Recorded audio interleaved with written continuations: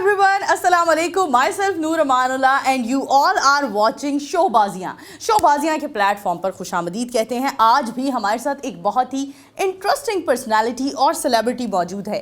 पाकिस्तान की जान मान शान the one and only Rubi Anum Sahiba. इनकी एक बेहतरीन इंडिया के साथ को प्रोडक्शन बेस्ड मूवी आ रही है जिसमें हमें पाकिस्तान के बड़े बड़े कॉमेडियंस लेजेंड देखने को मिलेंगे और होने वाली है वो मूवी रिलीज 19 जनवरी को. तो चलते हैं रूबी अनम साहिबा से बातें करते हैं और जानते हैं कि इस मूवी का एक्सपीरियंस कैसा रहा. थैंक यू सो मच आपा, आपने हमारे लिए वक्त निकाला. जानना चाहती हूँ इतना लंबा अरसा स्ट्रगल की और मैं कहती हूँ ये मूवी क्या है ड्रामे वाले, इसके अलावा और कितने आपने सुपर डुपर पहले भी हिट ड्रामास दिए और आगे भी आने वाले दिनों में पता नहीं कितनी मूवीज़ और कितने ड्रामास आपने हमें देने हैं, कितने प्रोग्राम्स देने हैं. मैं जानना चाहती हूँ रूबी अनम का आगाज़ सफ़र का कहाँ से हुआ? अच्छा, सबसे पहले तो मैं इस बात पे खुश हूँ और थोड़ी सी कहीं जज्बाती भी हूँ कि वो जो बच्ची मेरे हाथों में पली बड़ी और आज मालिक कायनात ने उस पर इतनी रहमत की कि आज वो मेरे सामने होस्ट बन के बैठी है और मेरा इंटरव्यू कर रही है. मैं कभी सोच नहीं सकती थी.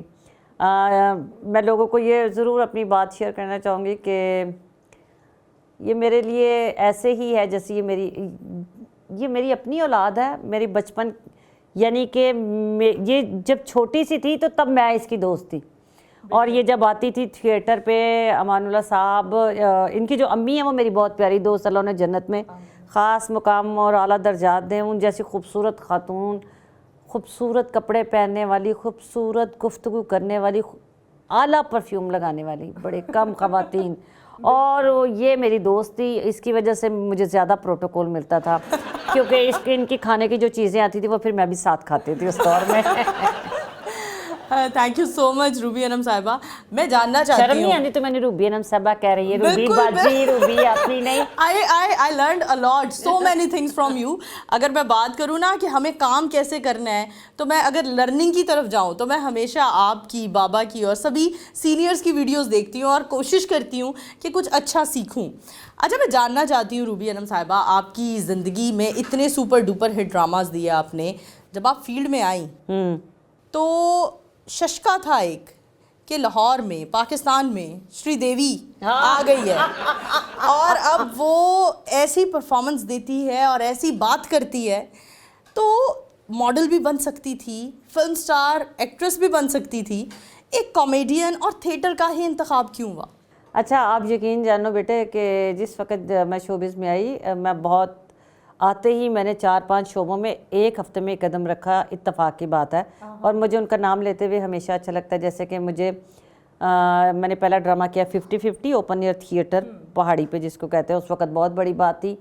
वहीं पे सलमा रज़ा अखबार जहाँ, ठीक है, वो उन्हें कोई शोख चंचल बच्चा ये थी जो चुलबुली, ठीक है, तो वो मैं तो दरख्तां दे उत्ते चढ़ जानी सा. अच्छा, अब मैं जब वहाँ गई, उस वक्त फ्लैटीज़ में वो इंटरव्यू करती थी रहती थी, तो वहीं पे मेरी मुलाकात उसी दिन, उन्होंने कुछ क्वेश्चन किए तो उसमें मैंने कहा हाँ मैंने नुसरत ठाकुर का नाम सुना है, यावर हयात साहब का नाम सुना है. उन्होंने कहा नुसरत ठाकुर को आपने कभी देखा नहीं? मैंने कहा नहीं, लेकिन हमने बचपन से उनका नाम सुना और ये वो. तो वो शख्स कहते हैं तो आप नुसरत ठाकुर को कल मिल ही लें. मैंने कहा जी वो कैसे? वो कहते हैं आप कल टीवी पे चले जाए. मैं दूसरे दिन टीवी पे गई, जिस शख्स ने मुझे बुलाया वो नुसरत ठाकुर साहब खुद थे.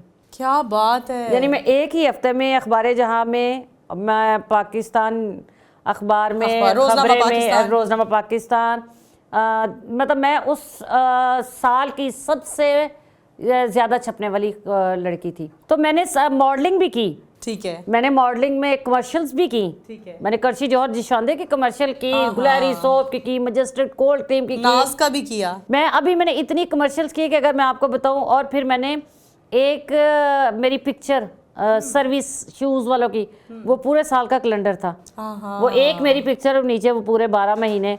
फिर एक कंपनी थी उस वक्त कोडक, उसमें मेरी एक पिक्चर थी, वो इतनी हसीन मेरी पिक्चर थी कि वो दुनिया में मेरी पिक्चर लगी, नो डाउट. और अल्हम्दुलिल्लाह. लेकिन थिएटर, मुझे ये, मैं जहाँ तक थिएटर की बात है ना, मुझे प्यार बहुत मिला. मैं जिस वक्त इस वक्त अमानुल्लाह साहब का दौर था, अमानुल्लाह, हाजी अलबेला साहब, उमर शरीफ साहब, ये वो लोग बुलाएं, और ये इतने प्यारे थे लोग, इतने प्यारे लोग थे। मैंने तो अमानुल्लाह साहब को बड़ा फंसाने की कोशिश की कि मेरा उनके साथ चक्कर चल जाए, पर तेरी अम्मी जड़ी है ना और मैं बिच आ गए और तेरी माँ मेरी बहन बन गई। अच्छा, मैं यही जानना चाहती थी कि एक इतना लंबा अरसा आपने सुपर डुपर हिट ड्रामास दिए और इतने मतलब सुपरस्टार्स के दरमियान में आप रहा करती थी, तो किसी अपने दौर के सुपर डुपर हिट स्टार से क्यों ना शादी का फैसला किया? और सारे ब्याह सन। अच्छा, सारियां दी तो कुड़ियां शादी ते वेखदियां ही नहीं ब्याह हुए ने। अच्छा नहीं, वो नहीं ना वेखदियां सारे ब्याह। अब मेरी अम्मी, मैं तो तैਨੂੰ पता है मैं मजाक दी, एक दूजी मैं रैन, तीजी मेरी अम्मी डाडी डाडी मेरी माँ दे ते मैं मुखालफ ते मैं काम करन टुरी सां। अम्मी ने कहा सी ब्याह आना, मेरा एक अफेयर था कि मेरी बड़ी तमन्ना थी मेरी उससे शादी हो जाए। अच्छा, और लेकिन मेरी माँ ने कहा मैं तेरियां फील्ड से था वो इंसान या? फील्ड। अच्छा, मेरी अम्मी ने कहा नहीं हम नाम नहीं जान सकते ना? नहीं नहीं कभी भी नहीं, क्योंकि मैं कभी उन्होंने नहीं पता लगन देता। अच्छा और ठीक है। अल्हम्दुलिल्लाह देखिए, मैंने जिस दौर में काम किया उस दौर में टूर्स बहुत बाहर जाते थे। आपको याद है भाजबी दे टूर किन्ने जाते बिल्कुल। ज़्यादा अगर तुम टूर्स की गल करो तो इरफान खोसर साहब के टूर जा रहे हैं, कवि खान साहब के टूर जा रहे हैं, होर साडे बड़े प्यारे मत्तू साहब, हाँ जी, अल्लाह उन्होंने जन्नतां च खास मुकाम ते आला दर्जात दे, उन्होंने टूर्स होंदे ते मैं सारे नाल ही काम करनी सा। एक साल च 3 टूर ते मैं बाहर करन जानी सा। मैं सोचनी, यानी मेरे नाल कोई भी सीरीयस नहीं सी ते मैं किसी नाल सीरीयस नहीं सा। हाँ काम नाल सीरीयस सा, पैसे कमाने सा, अपने घर, अपनी फैमिली, मेरे भैन भरा, मेरे वास्ते सारा कुछ वही सी। बिल्कुल। और मैं अच्छा, अपनी जिंदगी में मज़ा लेता। बिल्कुल जी, और अपनी ज़िंदगी का खूब मज़ा लेना भी चाहिए। आप ही हमें हमेशा नसीहत करती हैं, लेकिन अपनों से उम्मीदें बड़ी वाबस्ता हो जाती है ना। जब आप अपनों के लिए इतनी कुर्बानियाँ देते हैं तो क्या अपनों से उम्मीदें लगानी चाहिए? आपकी ज़िंदगी का निचोड़ क्या कहता है? मेरा ज़िंदगी का निचोड़ तो ये कहता है कि जब अल्लाह ताला मालिक के कायनात है आपको ज़िंदगी दी इतनी खूबसूरत, वो आपकी सब गलतियाँ माफ़ कर देते हैं, हम इतने गुनाह करते हैं उसके बावजूद वो हमें रिस्क देता है। बेशक, जब वो हमें सांस लेने की मोहलत दे रहा है, जब तक ज़िंदगी है तो हमें भी कोई ना कोई मालिक के कायनात की सिफ़त को अपनाना चाहिए, माफ़ करने की ताकत रखनी चाहिए। और मेरी ज़िंदगी का निचोड़ ये है कि गम लेने से आप ख़ुद को ही बीमार करेंगे, आप ख़ुद को ही हार्ट पेशेंट बना लेंगे, आप बीमारियों में चले जाएंगे। एनजाइटी एक नवी बीमारी है, मैंने याद है मैं जो अस नवे नवे ਵੱਡੇ ਹੋਇਆ ਉਦੋਂ ਇੱਕ ਲਫ਼ਜ਼ ਹੁੰਦਾ ਸੀ ਟੈਨਸ਼ਨ, ਉਹ ਟੈਨਸ਼ਨ ਹੋ ਗਈ ਤੇ ਸੈਕਿੰਡ ਮੇਰਾ ਕੰਟੀਨਿਊਟੀ ਸੀ नो टेंशन। अच्छा, ਅੱਲਾ ਦੀ ਕਸਮ ਹੈ ਮੇਰੀ ਇਹਦੇ ਤੇ ਡਰਾਮੇ ਬਣੇ, हाँ ਇਹ ਮੈਨੂੰ ਲੋਕਾਂ ਨੇ ਕਾਪੀ ਕੀਤਾ। ਮੈਂ ਕਹਿੰਦੀ ਸੀ नो टेंशन, ਕਿ ਟੈਨਸ਼ਨ ਲੈਣੇ का नहीं, ਜ਼ਿੰਦਗੀ ਚ ਰੱਬ ਤੋਂ ਇਲਾਵਾ ਨਾ ਡਰਨਾ है, क्योंकि तू तो मेरी ती है, बिल्कुल रब तो इलावा नहीं डरना। ठीक है। हाँ, काम में आपका अगर कोई आपको डांटता है ना, तो मैं आपको एक आज बात बताऊं, मैं जब आफ्ताब इकबाल साहब के पास काम करने के लिए गई ना, तो मैं बड़ी रूबी है ना, हमने तो भाई हमेशा से रोब देखा है रूबी आपा का। किंग कमाटी मैं अपने लो बड़ी, मेरा मॉर्निंग शो पिछले 12 साल तो ਚੱਲਣ ਡਿਆ ਸੀ। ਉਤੋਂ ਮੈਂ ਕੀ ਕਹਿੰਦੇ ਵਾਈਬ ਟੈਲੀਵਿਜ਼ਨ ਮੈਂ ਕਰਨ ਡਈ ਆ, DM ਡਿਜੀਟਲ ਤੇ ਮੈਂ ਕੰਮ ਕਰਨ ਡਈ ਆ, ਪੰਜਾਬ ਟੀਵੀ ਤੇ ਮਾਰਨਿੰਗ ਸ਼ੋ ਕਰੀਏ ਨੇ। ਮੈਂ ਤੇ ਆਪਣੇ ਲੋ ਪਹਿਲਾਂ ਹੀ ਪੂਰੀ ਪ੍ਰਿੰਸੈਸ ਹਾਂ, ਤੇ ਮੈਨੂੰ ਕੀ ਲੋੜ ਸੀ ਉਹ ਕੀ ਕਹਿੰਦੇ ਨੇ ਜਾਣ ਕੇ ਵੇਲਨੇ ਚ ਹੱਥ ਪਾਉਣ ਦੀ। हाँ लेकिन नहीं, अब मैं पाना ही सी। पंगा लेना ही सी। हाँ, और आफ्ताब साहब के साथ जब मैंने काम किया तो मुझे रियलाइज़ हुआ कि ज़िंदगी हर कदम एक नई जंग है, हाँ हाँ और आपको सीखना पड़ेगा, और सीखने के प्रोसेस को जारी रखेंगे तो आप स्टार बनेंगे, वरना आप रुक गए। मैंने इतने बड़े बड़े फनकार देखे हैं जो रुक गए और वो नज़र वो मतलब मैं एक एक्टर हाँ ना, मैनू पता है क्योंकि काम कर रहे ने रुक के कहते होंदे सन साडे वड्डे, तू भी अपने अब्बू को सुनेगा, रुकिया पानी गंदा हो जाता है। एग्जैक्टली, ठीक है, चलदा पानी पाक होंदा है। तो फिर हमने वहाँ ऐसे मैं रुकी नहीं, मेरी बीमारी तो बाद मेरे बंदे ने कहा काम ना कर, मेरे भैन भरावां ने कहा काम ना कर, मैं फिर काम किया, फिर मैनू अटैक हो गया, बिल्कुल फिर मैं फिर भी काम नहीं छड्डिया। बिल्कुल। और उसके बाद तो अल्लाह ने ज़िंदगी के रंग ही और तरह के कर दिए, अल्हम्दुलिल्लाह ही रब्बिल आलमीन। मैंने ऐसे ऐसे दोस्त देखे हैं जो दुश्मनों से बुरे थे, और मैंने ऐसे ऐसे दुश्मन देखे जो मेरे बाप से ज़्यादा प्यार करने वाले, मेरे दोस्तों से ज़्यादा मेरे अजीज़ थे। तो मैं कभी सोच नहीं सकती, जो सारा कुछ ख़त्म हो गया ਉਦੋਂ ਮੇਰੀ ਅੱਲਾ ਨੇ ਫਿਲਮ ਹਿੱਟ ਕਰਤੀ। बेशक जी।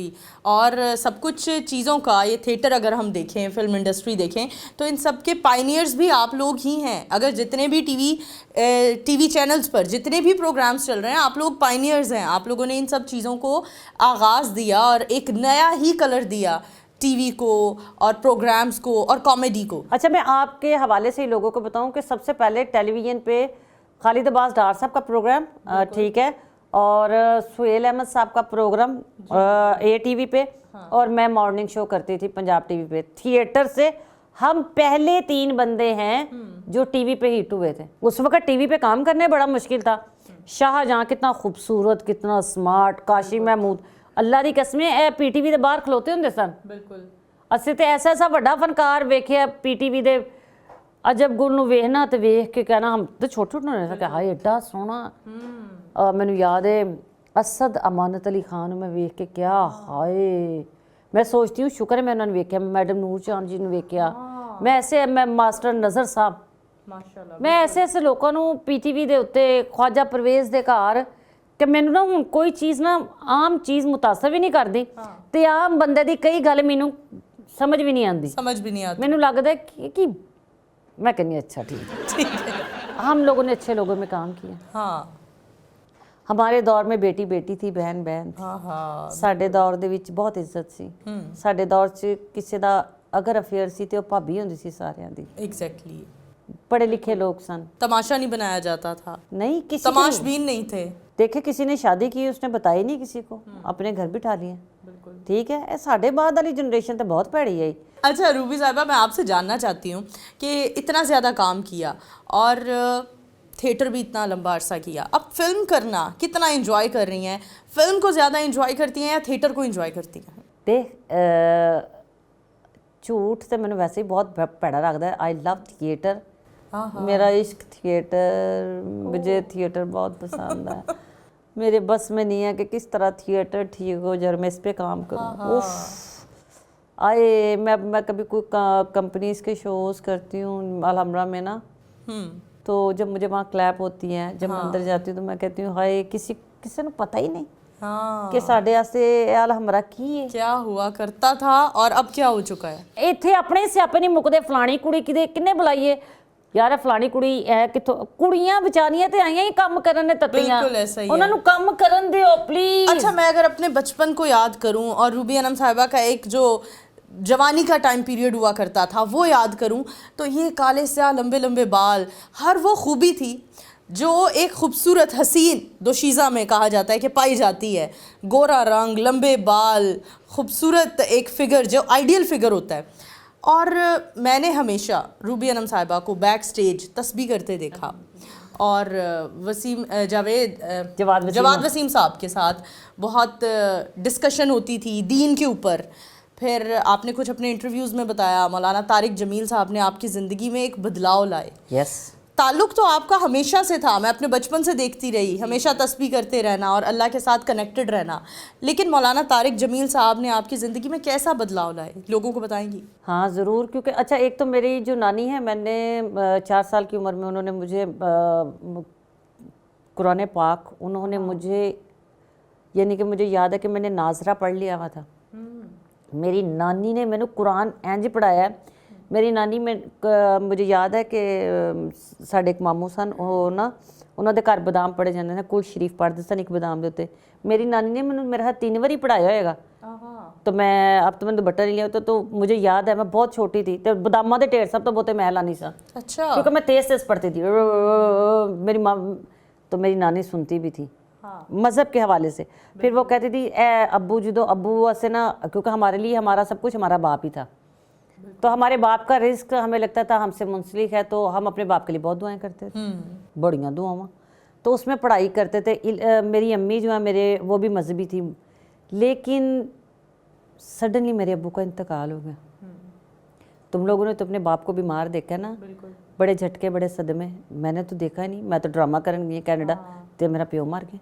लेकिन उस टाइम जड़े ने इरफान खोसट साहब और ख़ास कर ठाकर इफ्तिखार ठाकर, इन्होंने मेरा बहुत साथ दिता। मैनू बड़ा मैनू आसरा इन्हों दा रहा सारी राती। ਤੇ ਜਦੋਂ ਅੱਬੂ ਅੰਮੀ ਮੇਰੀ ਜਿਹੜੇ ਨੇ ਉਹਨਾਂ ਨੇ ਕਿਹਾ ਮੈਂ ਹੱਜ ਕਰਨਾ ਹੈ। ਅੱਬੂ ਦੇ ਇੰਤਕਾਲ ਤੋਂ ਫੌਰਨ ਬਾਅਦ ਮੈਂ ਕਿਹਾ ਤੁਸੀਂ ਜਾਓ। ਮੈਂ ਅੰਮੀ ਵਾਸਤੇ ਜਵਾਦ ਸਾਹਿਬ ਨੂੰ ਕਿਹਾ ਤੇ ਜਵਾਦ ਸਾਹਿਬ ਨੇ ਕਿਹਾ ਹਾਂ ਠੀਕ ਹੈ।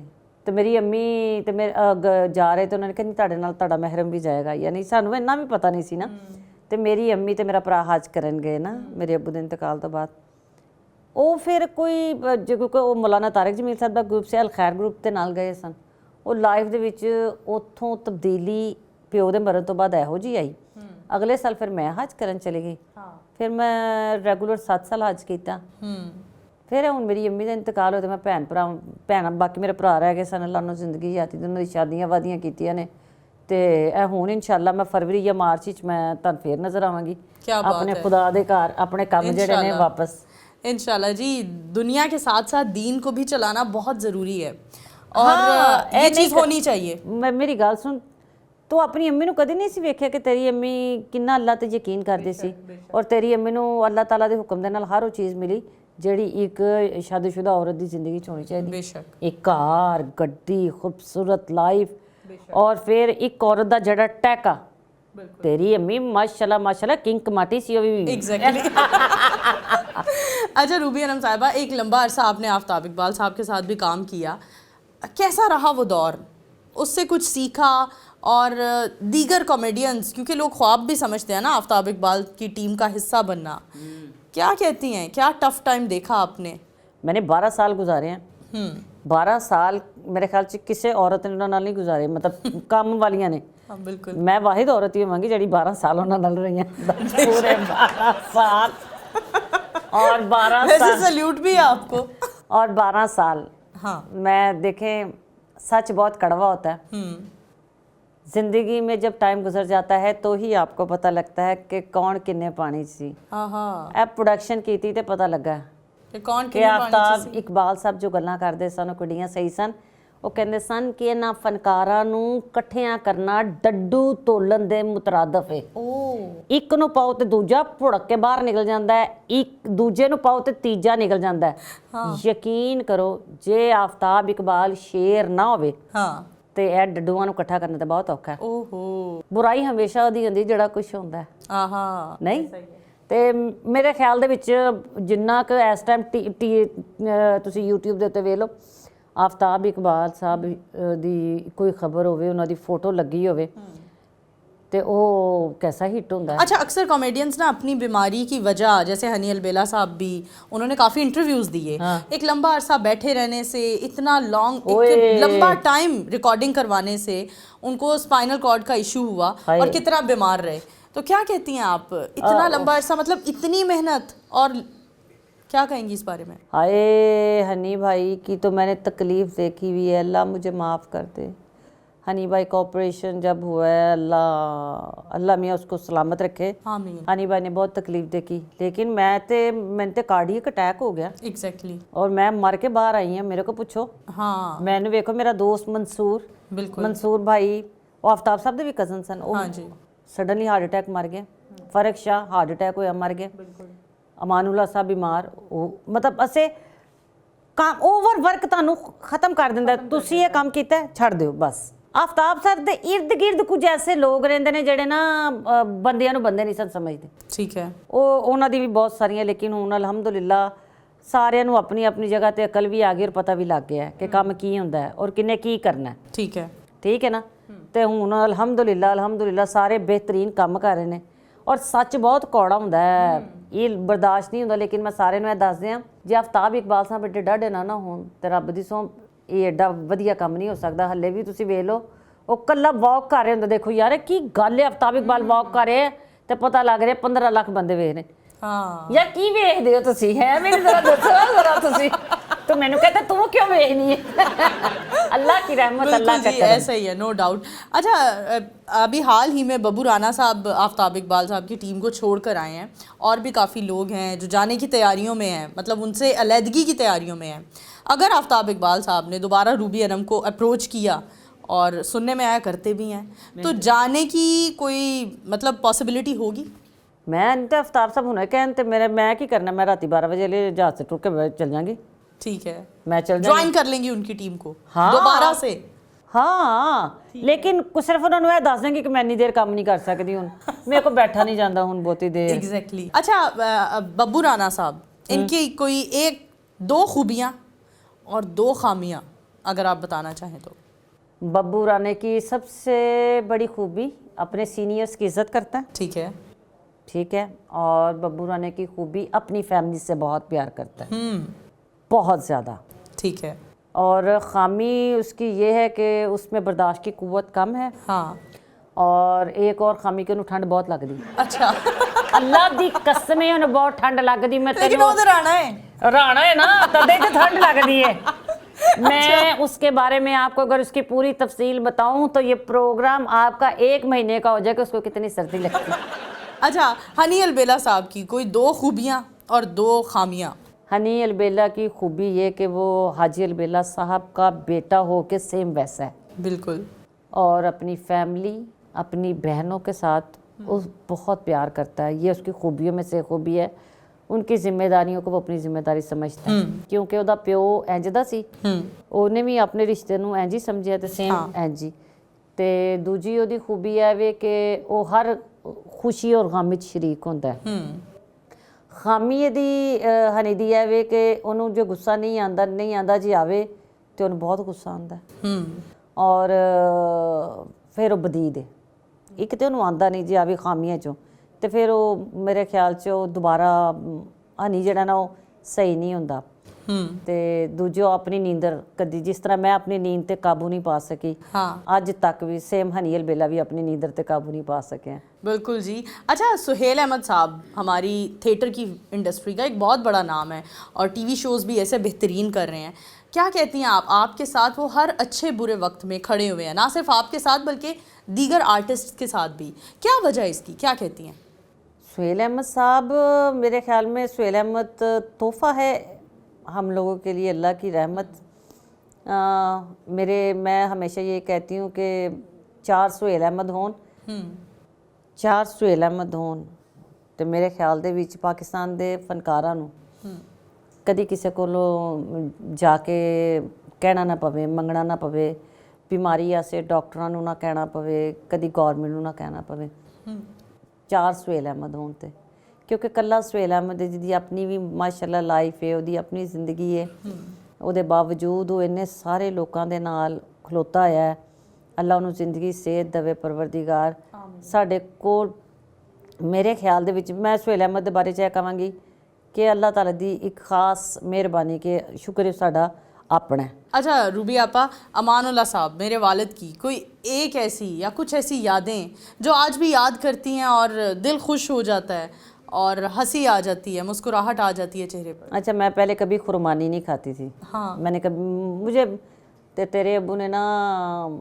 खुरमानियाँ शॉपर छपाइयाँ होंगी गुलाबी रंग दे एडी जिन्नी खुरमानी मैं अजहर नूं हर वारी खुरमानी खान लगे दसनी ਇਹ ਖੁਰਮਾਨੀ ਹੈ ਤੇ ਇਹ ਦੇਸੀ ਖੁਰਮਾਨੀ ਹੈ ਬਿਲਕੁਲ ਇਹ ਖਾ ਕੇ ਵੇ ਅਮਾਨ ਸਾਹਿਬ ਖੁਰਮਾਨੀ ਹੁਣ मैं खा के तो वे वो खुरमानी उन्होंने मुझे ऐसी जिसको हम उर्दू में कहेंगे खुबानी वो पंजाबी में कहते हैं खुरमानी तो वो खुबानी उन्होंने मुझे वो खिलाई वो साइडों पे थोड़ी पिंकिश रेडिश थी वो एडियां एडियां सन ਤੇ ਉਹ ਮੈਂ ਹੁਣ ਜਦੋਂ ਵੀ ਲੈਂਦੀ ਆ ਨਾ ਤੇ ਦੇਸੀ ਕੁਰਬਾਨੀਆਂ ਤੇ ਉਹ ਮੈਨੂੰ ਅਮਾਨੁੱਲਾ ਸਾਹਿਬ ਯਾਦ ਰਹਿੰਦੇ ਨੇ ਤੇ ਅਮਾਨੁੱਲਾ ਸਾਹਿਬ ਇੱਕ ਵਾਰੀ ਨਾ ਖਾਣਾ ਆਇਆ ਮਾਨ ਸਾਹਿਬ ਦੇ ਘਰੋਂ ਨਾ ਤੇ ਮਾਨ ਸਾਹਿਬ ਦਾ ਪਤਾ ਨਹੀਂ 3 ਘਰ ਨਹੀਂ ਕੋਈ ਚੌਥਾ ਪੰਜਵਾਂ ਘਰ ਹੋਏਗਾ ਜਿੱਥੋਂ ਇਹ ਖਾਣਾ ਆਇਆ ਸੀ ਤੈਨੂੰ ਪਤਾ ਹੈ ਤੇ ਉਹ ਇੰਜ ਦਾ ਹੀ ਸੀ ਨਾ ਅੱਲਾਹ ਜਨਤਾ ਦੀ ਜਗ੍ਹਾ ਦੇਵੇ ਅੱਛਾ ਤੇ ਕਹਿੰਦੇ ਆ ਤੈਨੂੰ ਪਤਾ ਖਾਣ ਪੀਣ ਦਾ ਜਦੋਂ ਥੀਏਟਰ ਕਰਦੇ ਸਨ ਉਦੋਂ ਬਹੁਤ ਖਾਣਾ ਮਤਲਬ ਥੋੜਾ ਖਾਂਦੇ ਰਹਿੰਦੇ ਸਨ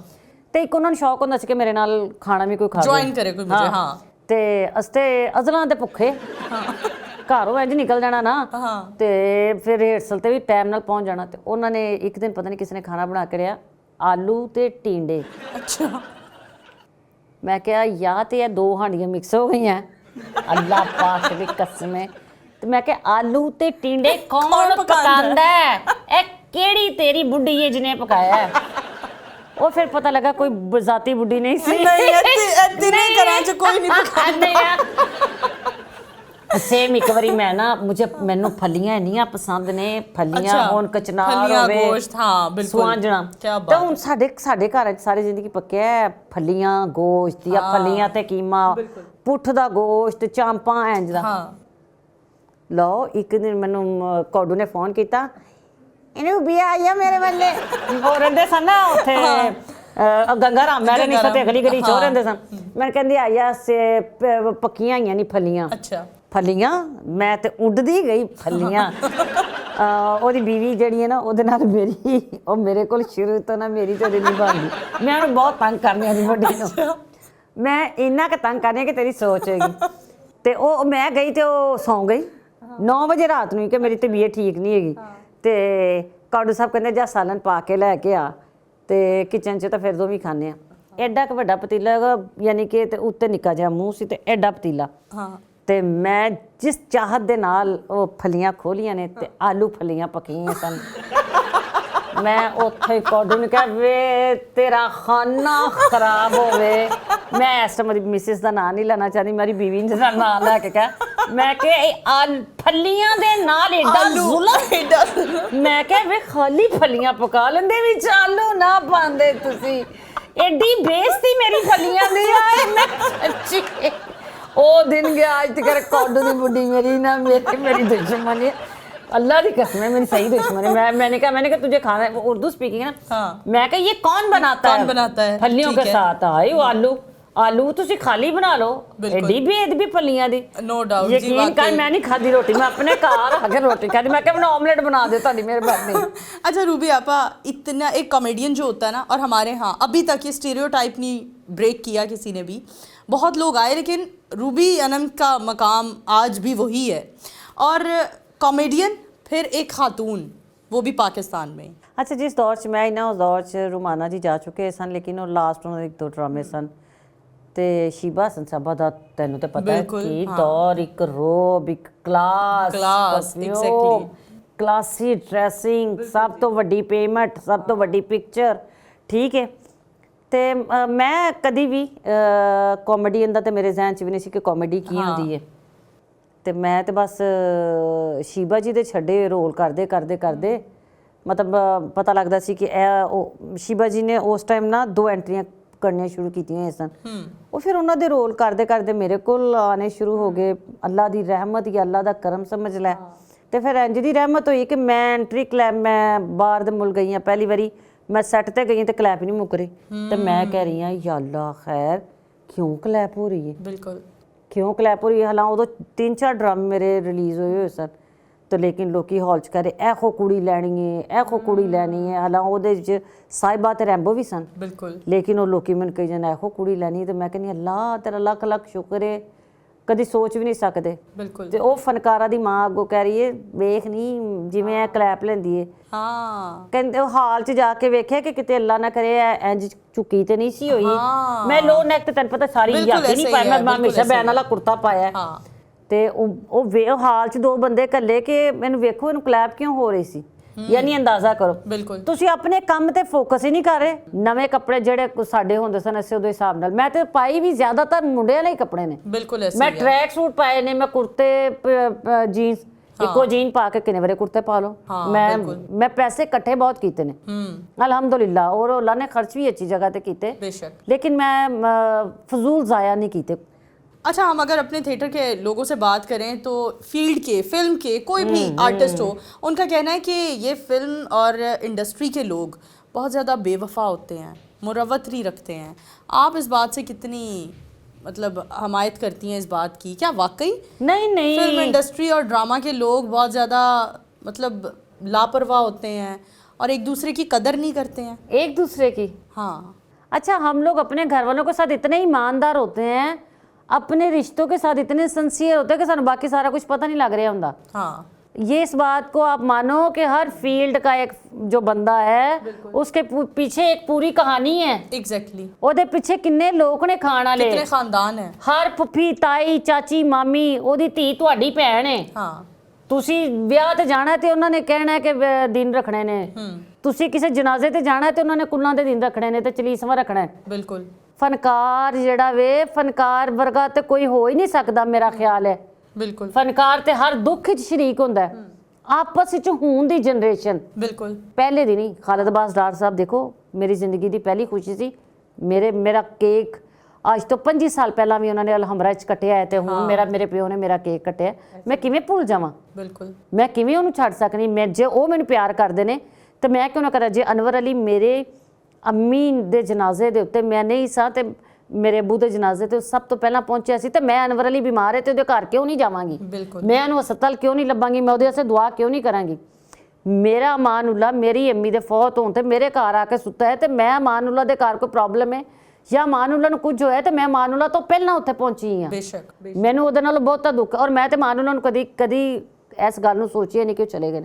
बिल्कुल जी ऐसा ही है। अच्छा रूबी, आप फिल्म इंडस्ट्री के लिए इतना काम कर रही हैं। पैसे ना पूछ नहीं, ਤੁਹਾਡੇ ਬੈਂਕ 'ਚ ਕਿੰਨੇ ਪੈਸੇ ਨੇ, ਤੁਹਾਡੇ ਪਰਸ 'ਚ ਕਿੰਨੇ ਨੇ, ਮੈਨੂੰ ਇਹ ਨਾ ਪੁੱਛਣ ਲੱਗ ਪਵੇ। नहीं, आपने को प्रोडक्शन की भारत के साथ मिलके, और एक बहुत ही ज़बरदस्त मूवी आने वाली है आपकी 19 जनवरी को जी। मैं जानना चाहती हूँ, थिएटर के रिवाइवल के लिए, थिएटर को बेहतर बनाने के लिए कुछ करेंगी आने वाले दिनों में, फैमिली थिएटर के प्रमोशन के लिए? ਹਾਏ ਅੱਲਾ ਪੁੱਤਰ, ਤੈਨੂੰ ਸ਼ਾਇਦ ਯਾਦ ਨਹੀਂ ਹੈ, ਕੁਝ ਅਰਸਾ ਪਹਿਲੇ ਮੈਂ ਓਪਨ 에ਅਰ ਥੀਏਟਰ ਪਹਾੜੀ ਤੇ ਪੈਸੇ ਲਾਏ ਸਾਂ। ਹਾਂਜੀ, ਯਾਨੀ ਕਿ ਬੁਕਿੰਗ ਤੋਂ ਲੈ ਕੇ ਉੱਤੋਂ ਤਿੱਕਰ ਮੈਂ ਬਲਬ ਲਗਵਾਏ ਸਨ। ਹਾਂਜੀ, ਠੀਕ ਹੈ। ਤੇ ਪਾਕਿਸਤਾਨ ਦਾ ਕਿਹੜਾ ਬੰਦਾ, ਜਿਹੜਾ ਕਿਹੜਾ ਚੈਨਲ ਸੀ ਜਿਹੜਾ ਨਹੀਂ ਸੀ ਆਇਆ ਮੇਰੇ ਸ਼ੋਅ ਦੇ ਉੱਤੇ? ਉਹ ਡਰਾਮਾ ਸੇ 15 ਦਿਨ ਚਲਾਇਆ, 15 ਦਿਨ ਚ ਬਿਹਤਰੀਨ ਚੱਲਿਆ। ਅੱਗੇ 1 ਮਹੀਨੇ ਐਸੇ ਪੂਰੇ ਰੋਜ਼ੇ ਚਲਾਣਾ ਸੀ, ਤੇ ਉਹਨਾਂ ਦੇ ਹੋਰ ਉਹਨਾਂ ਨੇ ਕਿਹਾ ਜੀ ਅਸੀਂ ਕਿਹਾ ਫਿਰ ਈਦ ਰੋਜ਼ੇ ਚਲਾਵਾਂਗੇ ਤੇ ਈਦ ਵੀ ਸਾਡੀ। ਉਹ ਕਹਿੰਦੇ ਨਹੀਂ ਜੀ, ਉਹ ਵਿੱਚ ਜਿਹੜੇ ਹੁੰਦੇ ਨੇ। ਹਾਂਜੀ, ਮੈਂ ਕਿਹਾ ਤੇ ਮੇਰਾ ਕੰਮ ਹੀ ਨਹੀਂ, ਮੈਂ ਕਿਉਂਕਿ ਉਹਨਾਂ ਲੜ ਨਹੀਂ ਨਾ ਸਕਦੀ, ਮੈਂ ਉਹਨਾਂ ਦੀ ਧੀਆਂ ਦੇ ਬਰਾਬਰ ਆ, ਮੈਂ ਉਹਨਾਂ ਦੇ ਹੱਥਾਂ ਦਾ ਪੌਦਾ ਲੱਗਾ ਆ। ਮੈਂ ਕਿਸ ਤਰ੍ਹਾਂ ਉਹਨਾਂ ਨੂੰ ਕਹਾਂ ਕਿ ਤੁਸੀਂ ਇੱਕ ਜਗ੍ਹਾ ਛੱਡ ਦਿਓ? ਹੁਣ ਤੇ ਸਭ ਤੋਂ ਬਿਹਤਰੀਨ ਚੀਜ਼ ਹੈ YouTube। ਅਗਰ ਤੁਸੀਂ ਮੁਸਤਕਿਲ ਮਿਜ਼ਾਜ ਹੋ, ਤੁਹਾਨੂੰ ਕੰਮ ਨਹੀਂ ਆਂਦਾ ਤੇ ਵੀ ਕੋਈ ਗੱਲ ਨਹੀਂ। ਹਾਂ ਅੱਛਾ, ਮੈਂ ਕਹਿੰਦੀ ਹਾਂ, ਤੇਰਾ ਕੀ ਖਿਆਲ ਹੈ YouTube ਪਰ ਸਭ ਨੂੰ ਕੰਮ ਆਂਦਾ? मैं अभी पूछना लीसा, सारे लोग कि फेवरेट यूट्यूबर आपको क्या लगता है, कौन सा यूट्यूबर है जो बहुत अच्छा काम कर रहा है? यार है तो तू लड़ाई पाने वाली गल कर देती है। गंदा अंडा बहुत अच्छा काम कर रहा है। ओके, हाँ बिल्कुल, गंदा अंडा बहुत अच्छा काम कर रहा है, और वो भी अल्लाह के हुक्म में तेरी भैन ने शुरू कराया है। एग्जैक्टली ऐसा ही, ठीक है। गंदा अंडा बहुत अच्छा काम कर रहा है माशाल्लाह। और कोई ऐसा यूट्यूबर है जिससे आपको लगता है काम छोड़ देना चाहिए? हाँ, ਉਹ ਆਫਤਾਬ ਸਾਹਿਬ ਦੇ ਪ੍ਰੋਗਰਾਮ 'ਚ ਜਾਂ ਪ੍ਰੋਗਰਾਮ ਨਹੀਂ ਕਰਦਾ ਜਿਹੜਾ ਦੁਬਈ ਤੋਂ ਵੀ ਤੇ ਪਾਕਿਸਤਾਨ ਤੋਂ, ਅਲੀ ਨਾ ਹੈ ਪਤਾ ਨਹੀਂ ਉਹਦਾ, ਉਹਨੂੰ ਕੰਮ ਛੱਡ ਦੇਣਾ ਚਾਹੀਦਾ, ਕਿਉਂਕਿ ਐਡਾ ਘਬਰਾ ਕੇ ਪ੍ਰੋਗਰਾਮ ਕਰਦਾ ਹੈ। ਅੱਛਾ ਹੈ, ਉਹ ਆਪਣੀਆਂ ਇੰਨੀਆਂ ਸਫਾਈਆਂ ਦੇ ਰਿਹਾ ਹੁੰਦਾ ਹੈ, ਉਹ ਆਪਣੇ ਹਰ ਜਿਹੜਾ ਜਿਹਨੇ ਸਵਾਲ ਕੀਤਾ ਹੁੰਦਾ ਨਾ ਉਹਦੇ ਘਰ ਤੱਕ ਪਹੁੰਚ ਜਾਂਦਾ ਹੈ। मैं उन्होंने कहांगी कि तू आ काम छाड़ के कोई और काम कर ले। बहुत खूब, बहुत खूब। Thank you so much Ruby आपा, आपके वक्त का और हमारी नेक तमन्नाएं। कोई गल कट्टी नहीं, कुछ भी नहीं। किसी का टेलीफोन आया ते मैं तेरे दस्सिया ते ओ जिदे बारे च मैं गल कीती मेरे सामने बैठा भी होया। ओके जी, हाँ जी, असी देख लिया। थैंक यू सो मच आपा वंस अगेन, आपके इस वक्त का, और आपने इतने खूबसूरत बातें की और पुराना दौर याद आ गया। यकीनन हमारे देखने वालों ने भी आज ही हमारी वीडियो बहुत पसंद की होगी। इसी के साथ इजाज़त दीजिए, अपनी मेज़बान नूर अमानुल्लाह को दोबारा हाजिर होंगी, तब तक के लिए अल्लाह हाफ़िज़।